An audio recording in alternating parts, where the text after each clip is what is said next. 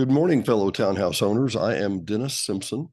I am the president of the Townhome Owners Association, and I'm glad to chat with you today. I thank you for taking just a few seconds to watch this video.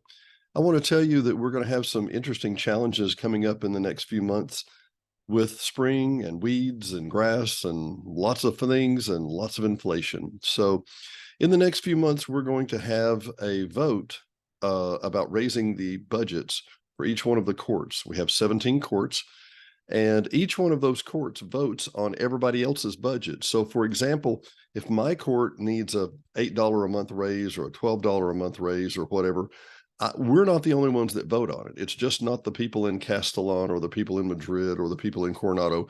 All 944 members vote on all 17 courts' budgets. So bear that in mind, if you would. The budgets are to be conducted every 3 years. And the reason we're doing this now is because we're 2 years through a 3-year budget. And the bottom line is that inflation and just some things wildly beyond our control have happened where we have several courts that are upside down. And you say, well, we have reserves. Why don't we just pull that money out?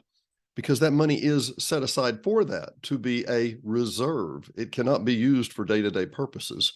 And in case I don't sound like a broken record enough, the THA bylaws and policies forbid, absolutely positively forbid negative spending. We've had a suggestion that, well, why don't we take some of the funds out of reserve emergency, put them over in the regular category to pay for things, and then we'll work it out.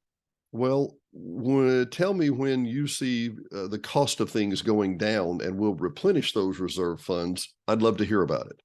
So we're trying to do this without having a special assessment. We don't want to have to call out a special assessment and say, okay, for the next year, everybody has to pay another $20 a month. We want to set that at a rate that's sustainable the entire time. The courts that are having rate increases, not even that hasn't been determined yet. We're still working on the budgetary process because there's so much in flux.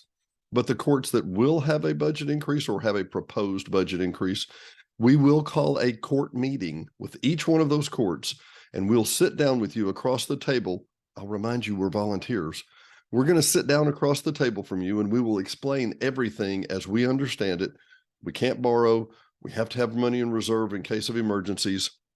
And then we will set aside those budgets with a CPA who is a member of the board, and we will go through those budgets and explain to you why we request this much funds. If those are turned down, that's a possibility. If those votes are turned down, if a court says we're not going to pay for that, that is completely and totally your right. We will negotiate with you and work with you on how to diminish your services. Am I making that clear? The THA does not have any money.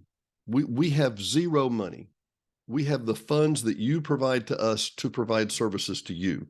If we don't have those funds, we have to provide fewer services. One of the policies in the bylaws is explicitly clear, and that is we will provide services as funds allow. If you decide not to vote those funds in, okay, but those services will not be rendered. There's no magic way to take a dollar and stretch it further than the size of a dollar.